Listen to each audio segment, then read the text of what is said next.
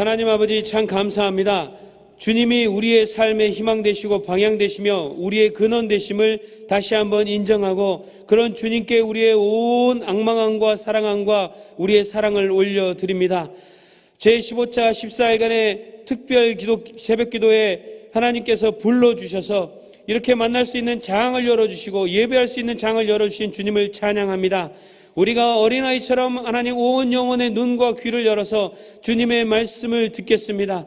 하나님 입을 열어서 하늘로부터 내려오는 주님의 말씀의 두루마기를 먹기를 소원하오니 하나님 계시하여 주시고 우리와 독대하여 주시옵소서.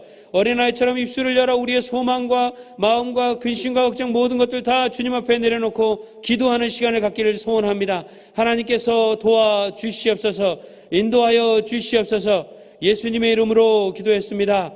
아멘. 나는 누구인가? 라는 질문에 대한 답을 찾으면서 우리의 정체성이 하나님의 말씀 위에 굳건히 서 있다는 사실을 말씀 속에서 발견을 했습니다. 그 말씀이 바로 시편 139편 16절에 나의 형질이 갖추어지기도 전부터 주님께서는 나를 보고 계셨으며 나에게 정하여진 날들이 아직 시작되기도 전에 이미 주님의 책에 다 기록되어 있습니다. 라는 말씀이었고 또 다른 말씀은 내가 너를 모태에서 짓기도 전에 너를 선택하고 내가 태어나기도 전에 너를 거룩하게 구별해서 문민족에게 보낼 예언자로 세웠다는 예레미야 1장 5절 말씀이었습니다. 이 말씀을 통해서 우리는 하나님께서 태초부터 여러분과 저 우리 모두를 미리 아시고 예정해 놓으신 존재라는 명확한 정체성을 우리의 정체성을 확인할 수 있었습니다. 현재 나의 모습, 내가 처해 있는 환경, 또 내 상황, 내 비즈니스가 잘 되고 안 되고 또 내 경험, 어떤 경험을 하고 안 하고 또 내가 무엇을 갖고 있고 없고 뱅크 어카운트에 얼마의 돈이 있고 얼마의 돈이 없고 내가 무슨 차를 갖고 있고 또 어떤 가정을 구성하고 있고 내 부모님이 어떠했고 이런 것과 상관없이 그 모든 것들이 나의 어떠함을, 나의 정체성을 결정할 수 없다라는 것입니다. 왜냐하면 하나님의 말씀이 명확하게 그것이 나의 정체성, 내가 누구인지를 결정하는 것이 아니라고 말씀하고 있기 때문입니다. 하나님께서 태초부터 미리 아시고 예정해 놓은 존재라는 여러분과 저 우리 모두의 정체성 위에 하나님께서 입혀주신 신분의 옷, 이 옷에 관해서 나누고자 합니다. 굳건하게 세워진 결코 변하지 않는 여러분과 저 우리의 정체성, 하나님께서 미리 다 아시고 예정하셨다라는 태초부터 그 정체성이라는 몸 위에 하나님께서 다양한 색깔과 모양의 이 신분의 옷을 입혀 주셨다는 사실을 우리는 말씀 속에서 발견할 수 있습니다. 그 첫 번째는 우리가 하나님의 창조물이라는 신분의 옷입니다. 창세기 1장 26절에서 27절을 보면 하나님이 말씀하시기를 우리가 우리의 형상을 따라서 우리의 모양대로 사람을 만들자. 그리고 그가 바다의 고기와 공중의 새와 땅 위에 사는 온갖 들짐승과 땅 위에 기어다니는 모든 길짐승을 다스리게 하자 하시고 하나님이 당신의 형상대로 여러분과 저 우리를 창조하셨으니 곧 하나님의 형상대로 사람을 창조하셨다. 하나님이 그들을 남자와 여자로 창조하셨다라고 말씀하고 있다는 것입니다.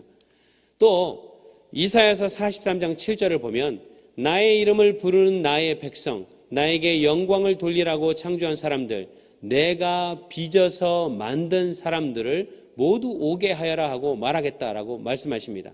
여러분과 저를 그냥 어디서 어느 날 생기거나 다리 밑에서 주워온 사람이 아니라 하나님이 여러분과 저 우리를 빚어서 하나님의 형상으로 빚어서 만드셨다고 정확하게 말씀한다는 것입니다. 가장 근본적인 우리의 정체성 위에 입혀진 신분이 바로 하나님의 창조물이라는 사실을 알 수 있습니다. 우리는 하나님의 창조물인 것입니다.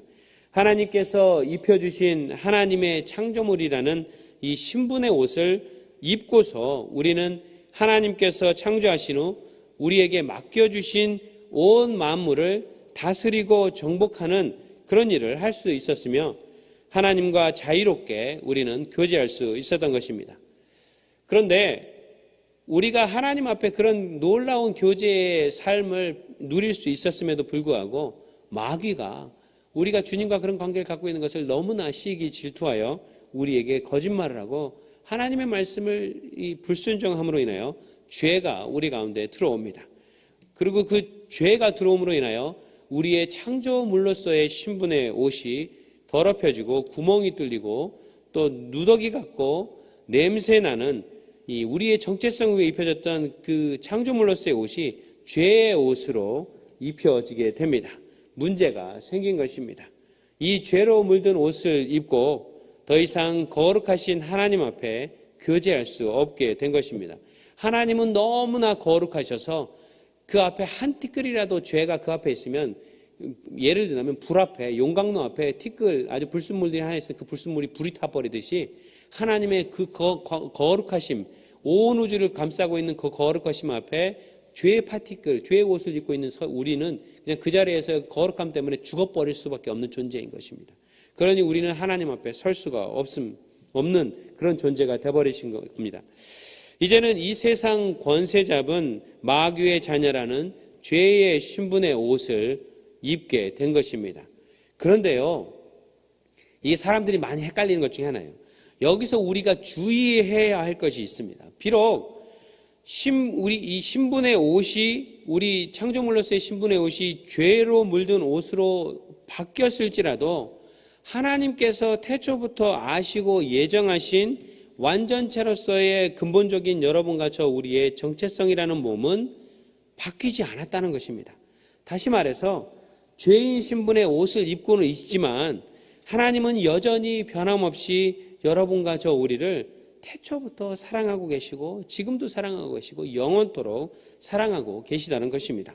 이렇게 세상과 우리를 너무도 사랑하신 삼위일체 하나님의 중 한 위격이신 아들 하나님이신 독생자 예수 그리스도께서 이 땅에 100% 인간의 몸을 가지고 100% 신성을 지니고 죄가 하나도 없으신 몸으로 오셔서 십자가 위에서 여러분과 저의 모든 죄의 옷을 대신 다 벗겨서 입으시고 누더기 같고 냄새나는 죄의 옷으로 훼손된 하나님의 창조물이라는 신분의 옷을 벗겨내고 의의 옷, 하나님의 자녀라는 신분을 상징하는 신분의 옷으로 갈아입혀 주신 것입니다.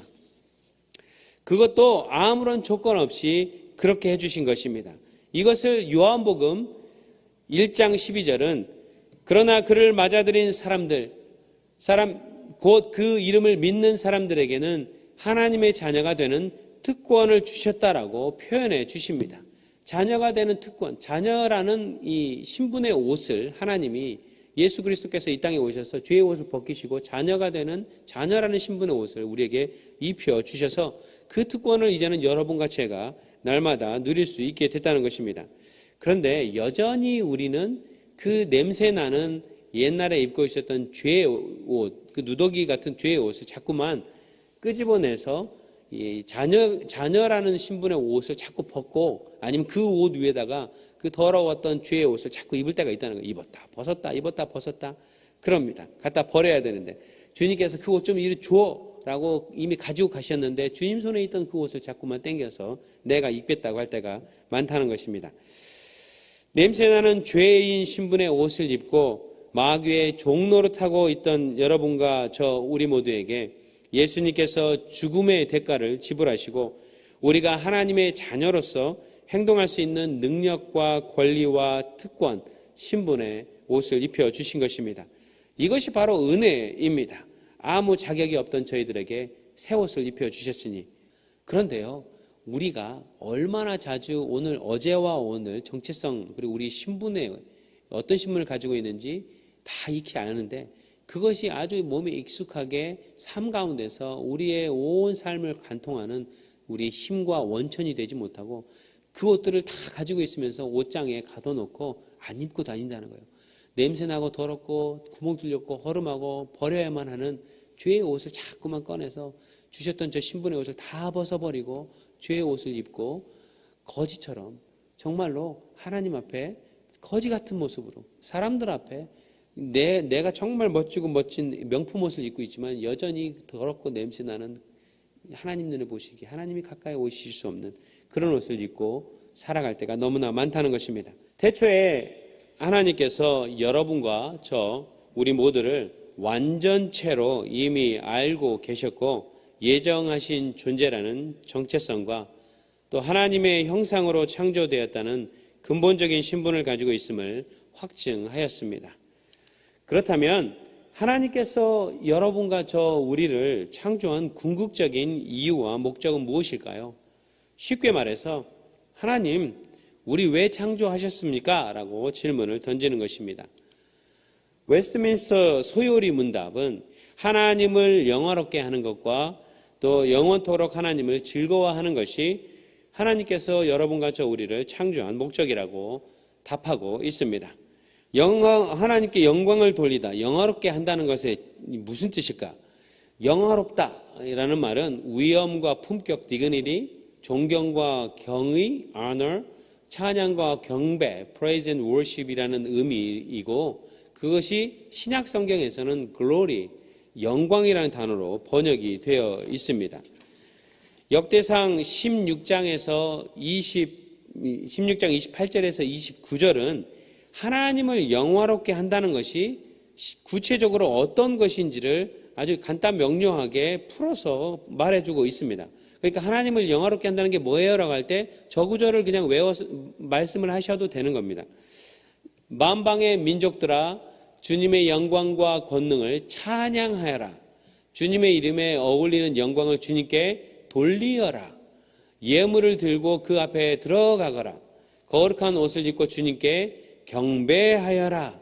저 문장 안에서 동사로 명령어로 쓰여져 있는 동사, 명령어 동사가 전부 다 하나님을 영화롭게 한다는 것을 설명해 주고 있습니다. 우리는 이 말씀 속에서 하나님을 영화롭게 한다, 하나님께 영광을 돌린다라는 의미가 하나님의 위엄과 품격, 하나님의 품격, 하나님의 위대하심을 인정하는 것이라고 얘기합니다. 찬양과 경배를 통해서 존경과 경의를 다른 어느 누구도 아니고 90%도 아니고 80%도 아니고 95%도 아니고 때로는 99%도 아니고 100% 하나님께만 이 하나님을 경외하고 존경하는 마음을 찬양과 경배를 통해서 표현하는 인간의 모든 행동과 생각과 마음과 영혼을 포함한 그 태도를 바로 하나님께 영광을 돌리다, 영화롭게 한다는 그런 뜻이라는 정의라는 것입니다. 그런데 여기서 우리가 주목할 것은요, 언뜻 저 구절을 보기에는 여러분과 우리가 서브젝티브하게 주체가 되어서 하나님을 내가 능동적으로 하나님을 영화롭게 처음부터 내가 시작해서 하는 것처럼 보여집니다. 사실 우리가 주님을 영화롭게 할 수 있도록 하나님이 직접 두 팔 걷어 붙이시고 여러분과 우리 뒤에서 도와주신다는 것이 성경에 나와 있어요. 그러니까 하나님을 영화롭게 하는 것이 내가 하는 게 아니라 하나님이 먼저 문을 열어주신다는 그런 의미입니다. 정말 그런가? 우리 빌립보서 2장 13절을 보도록 하겠습니다. 하나님은 여러분 안에서 활동하셔서 여러분으로 하여금 하나님을 기쁘게 해드릴 것을 염원하게 하시고 실천하게 하시는 분입니다. 이 구절을 보면 하나님은 여러분과 제 안에서 활동하셔서, 여기서 활동하시다라는 말은 이 에네르게오라는 헬라어인데 이거는 영어로 표현하면 to cause to be, to make to be, 그래서 무엇인가가 일어나게 만들다, 그 원인을 제공하다라는 의미가 하나님이 우리 안에서 활동하다 할 때 활동하다라는 단어가 의미하는 것입니다. 이 말을 풀어보면 여러분과 우리로 하여금 하나님께 영광 돌리기를 염원하도록 하나님이 만들어주시고 우리가 또 그것을 실천할 수 있도록 하나님이 도와주신다는 의미입니다. 그렇다면 우리는 구체적으로 어떤 방법으로 하나님께 영광을 돌리고 하나님을 영화롭게 할 수 있을까요? 첫 번째, 예배와 찬미로 그를 영화롭게 할 수 있습니다. 시편 29편 1절에서 2절을 보면 하나님을 모시는 권능 있는 자들아 영광과 권능을 주님께 돌려드리고 또 돌려드려라. 그 이름에 어울리는 영광을 주님께 돌려드려라. 거룩한 옷을 입고 주님 앞에 꿇어 엎드려라 라고 나옵니다. 두 번째로 우리는 어떻게 하나님께 영광을 드릴 수 있느냐? 감사로 하나님을 영화롭게 할 수 있습니다. 시편 50편 23절을 보면 감사하는 마음으로 제물을 바치는 사람이 나에게 영광을 돌리는 사람이니 올바른 길을 걷는 사람에게 내가 나의 구원을 보여주겠다라고 얘기합니다. 세 번째, 우리는 또 어떻게 하나님께 영광 돌릴 수 있느냐? 사랑으로 하나님을 영화롭게 할 수 있습니다. 마태복음 22장 37절을 보면 예수께서 그에게 말씀하셨다. 내 마음을 다하고 내 목숨을 다하고 내 뜻을 다하여 주 너의 하나님을 사랑하여라. 사실 이 말씀도 가만히 보면요, 나한테 사랑이 없는데 어떻게 사랑을 짜내서 사랑하겠어요. 비단 여러분들도, 사실 엄마 아빠 되는 여러분들도 자식들 키우면서 내가 기분 좋고 넘쳐 흐르고 마진이 있으면 사랑하고 애정 표현할 수 있는데 나도 힘들고 피곤하고 그러면 언제 그 사랑을 짜내서 애들한테 사랑을 표현하겠어요. 그러니까 우리 안에 넘쳐 흐르는 무엇인가가 있어야 사랑할 수 있죠. 그런데 저 말씀을 보면 내 마음을 다하고 목숨을 다하고 내 뜻을 다하여 주 너의 하나님을 사랑하라면 내가 짜내서 사랑하는 것처럼 보이지만 그것이 아니라 하나님은 사랑이시고 사랑이신 하나님이 말씀으로 우리를 빚어 주셨으니까 우리도 사랑이고, 근데 죄 때문에 우리가 그 사랑이 훼손돼서 부족한데 하나님이 독생자 그리스도 예수 그리스도를 보내주셔서 그 사랑을 회복할 수 있는 뒷문을 열어주셔서 이제는 하늘문을 여셔서 하나님의 사랑을 다양한 방법으로 우리에게 부어주셔서 그 사랑이 우리에게 오버플로잉 넘쳐 흐르니까 넘쳐 흐르는 사랑으로 그냥 주변에 있는 아내와 남편과 자녀와 사람들에게 흘려보낸다는 것입니다.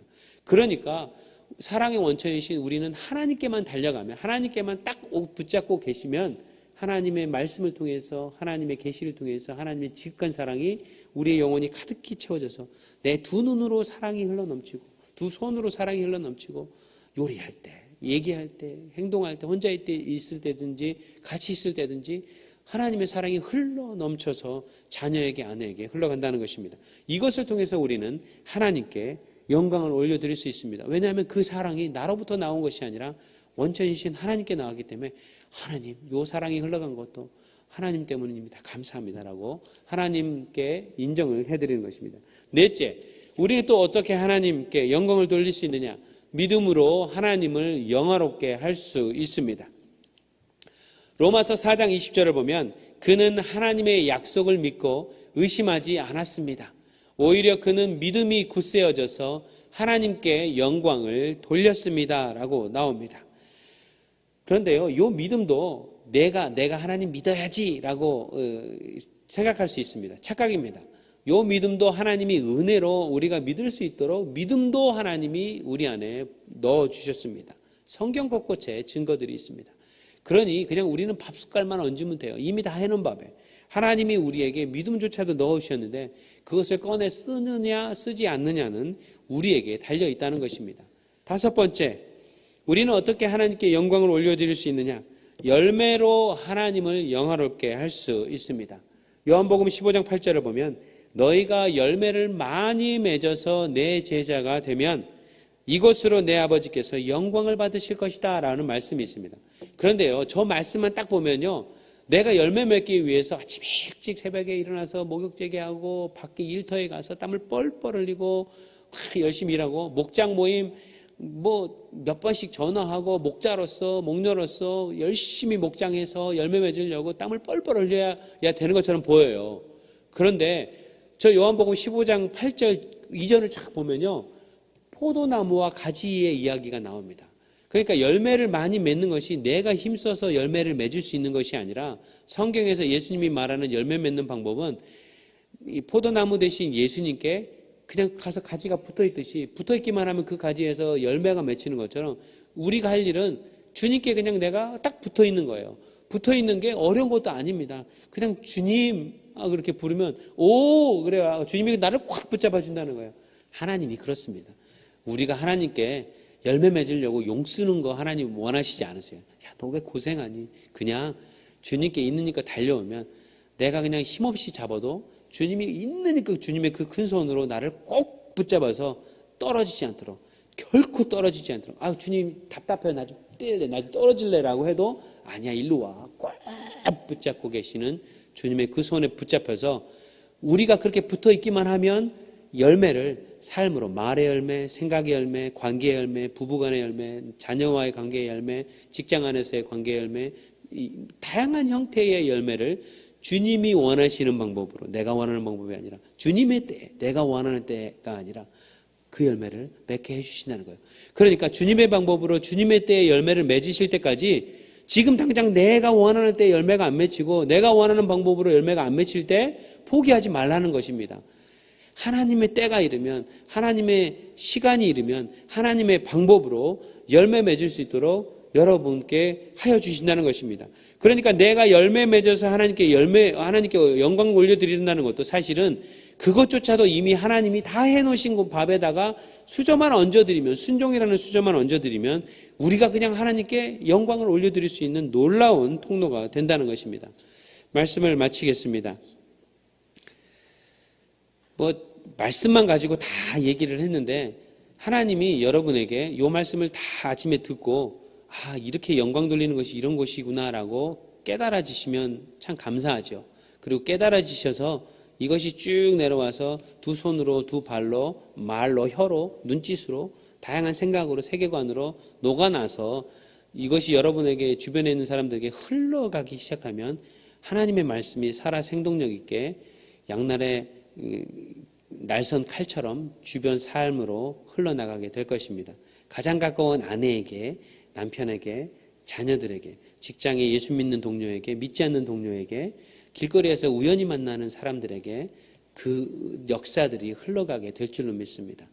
그렇게 되면 나도 모르게 온 삶으로 하나님께 영광을 자연스럽게 올려드리는 여러분과 우리가 모두가 될 줄로 믿습니다. 아멘. 하늘에 계신 우리 아버지여, 이름이 거룩히 여김을 받으시오며 나라 임하옵시며 뜻이 하늘에서 이룬 것 같이 땅에서도 이루어지이다.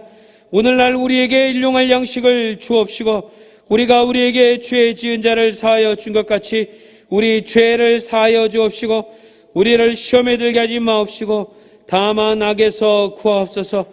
대개 나라와 권세와 영광이 아버지께 영원히 있사옵나이다. 아멘.